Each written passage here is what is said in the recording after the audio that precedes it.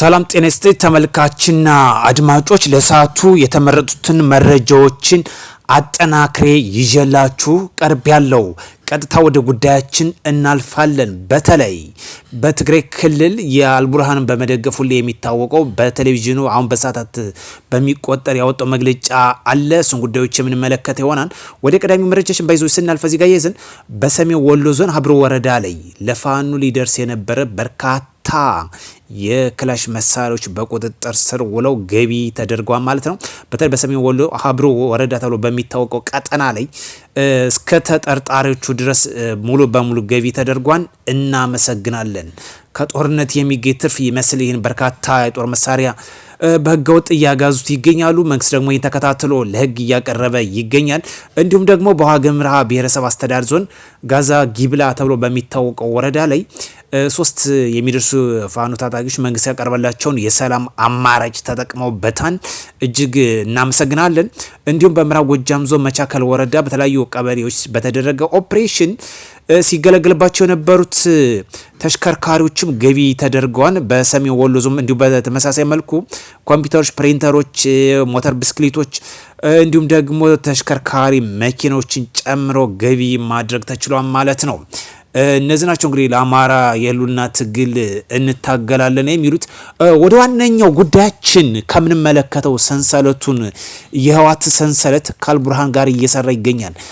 ሁሌም 24 ሰዓት ስለዚህ ጉዳዮች መግለጫ ይሰጣል በመደገፍ ግን የሱዳን ፈጥኖ ደራሽን ግን አንድ መግለጫ አይሰጥም። ዋነኛ አላማው አልቡርሃን ለሱዳን ፈጥኖ ደራሾች ወይም ደግሞ አርሚ 7 ለሚባለው በእጅጉ ድጋፍ ያደርጋል።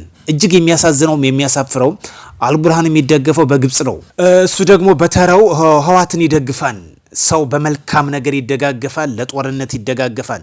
የሱዳን ፈጥኖ ደራሽ ደግሞ በአረብ ኤሚሬትና በኢራን እንደሚደገፍ ይታወቃል። ይሄ በድሮን የካበተው ማለት ነው። ነገር ግን የሱዳን ፈጥኖ ደራሽ አሁን በፊት እየገፋበት ይገኛል። ስለዚህ የትግራይ ሚዲያ ወይም ደግሞ ትግራይ ቴሌቪዥን ሁሌ ስለ አልቡርሃን በመደገፍ ይገልጻል። ጦርነት መሳሪያዎችም የሚያስታጥቀው እሱ ስለሆነ ነው። ምክንያቱም ወልቃይትን ለመውረር አይነተኛ ሚና ስለሚጫወት በመካከላቸው አድርገው ወልቃይትን ለመውረር ለዛ ነው ፋኖች ለህወሓት የሚታገሉት የሚለው በምክንያት ስለሆነ ነው።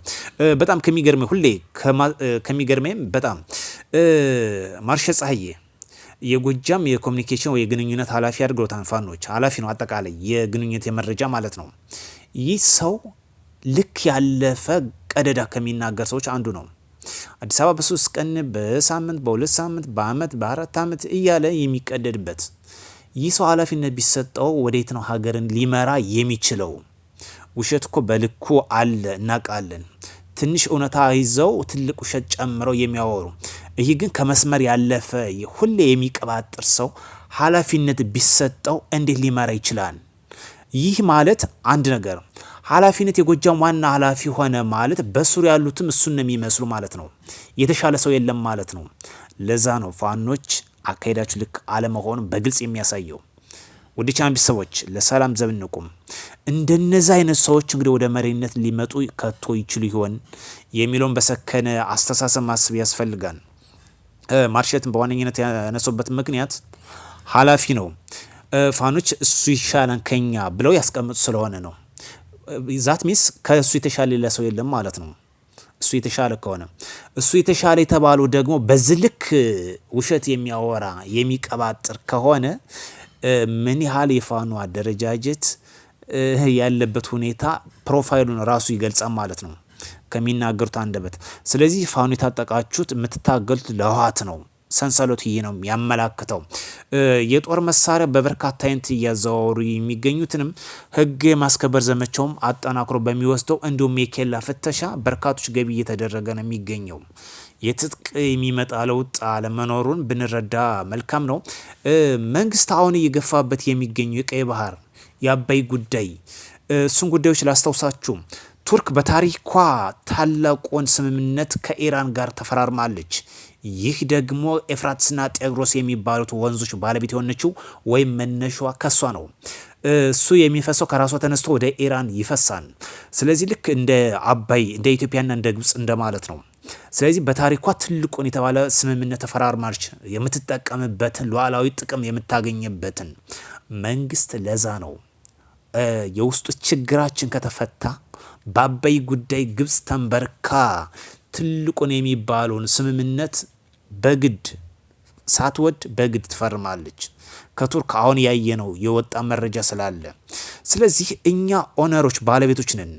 የውስጣችን ችግሮች ደግሞ ባሪዎች ወይም ደግሞ ባንዳዎች ወይም ደግሞ ተላላኪዎች እየሆነ የሚሰሩት እንደ ሸኔ እንደ ፋኖ እንደ ህወሓት አይነቶች ነው እንጂ እነሰከም ብለዋ መንግስት ጋር ቢሰሩ ግብጽ ሳትፈልግ በግድ የምትፈርምበት ሁኔታ እንደውም ካሳ ያስፈልገናል። ካሳ መንግስት ያስፈልገናል። አሁን የውስጡ ችግር ይፈታ እንጂ ካሳ መቼም የማይቀር ጉዳይ እንደሆነ ይታወቃል። ለዛ ነው ግብጽ የውስጥ ባንዶችን እየተጠቀመች የሀገርን ሰላም ለማናጋት የምትሰራው። እነዚህ ደግሞ ፈረስ በመሆን ያገለግላሉ። ፋኖን ፈረስ ነው፣ ሸኔን ፈረስ ነው፣ ህወሓትን ፈረስ ነው። የግብጽና የኤርትራ ፈረሶች ናቸው። ስለዚህ ምንም ማስተባበል ወይም ደግሞ መሸፋፈን አያስፈልገውም። ለሀገራችን ሰላም ያስፈልጋል። እንነጋገር፣ እንደራደር። ስልጣን ከሆነ አብረን ሸራ አድርገን እንስራ፣ ሀገራችን እናልማ። መንግስት ይሄን ያለ ስልጣን ሁሉም የመስራት ፍላጎት ካለው የማልማት ፍላጎት ካለው ኑ ታጥቃችሁ ያላችሁ ኃላፊነት እንስጣችሁ ስሩ። መንግስት እኮ ያለው ይሄን ነው። ታጥቃችሁ ያላችሁ ኑ ኃላፊነት እንስጣችሁ፣ እንደራደር፣ እንነጋገር ማለት እኮ ይሄ ነው። ስልጣን ከፈለጋችሁ ነው ያዙ፣ አልሙ፣ አሰሩ። ኃላፊነት ስልጣን ማለት ኃላፊነት ነው። የኢትዮጵያ ጠቅላይ ሚኒስትር ስትሆን ስር ያሉትን በተዋቀር ደረጃ ማሰራት ነው።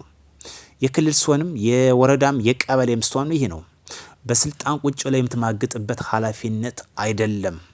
የሚሰራና የሚያሰራ ሰው ነው የሚያስፈልግ። ፋኖች ባለፈ እና ባረጀ የትጥቅ ትግል ተመለሱ። ሸኔ፣ ፋኖ፣ ህወሓት ተመለሱ። ሀገር አታፍርሱ።